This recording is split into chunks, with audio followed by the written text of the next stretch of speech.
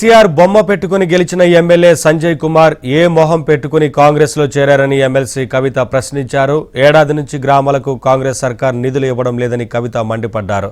మహిళలకు ఇచ్చిన హామీలు నెరవేర్చడంలోనూ రేవంత్ ప్రభుత్వం విఫలమైందని ఆరోపించారు.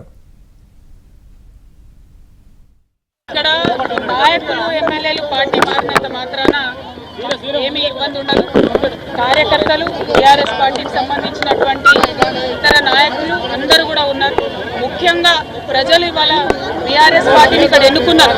ఆనాడు రాహుల్ గాంధీ గారు వచ్చి ఇక్కడ ప్రచారం చేసినా కూడా వారిని కాదని కేసీఆర్ గారి బొమ్మను చూసి సంజయ్ కుమార్ గారిని గెలిపించినారు.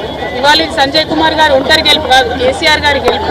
సంజయ్ కుమార్ గారి పార్టీ మారొచ్చుగాక, కానీ ప్రజలు ఇంకా కేసీఆర్ గారిని నమ్ముతా ఉన్నారు.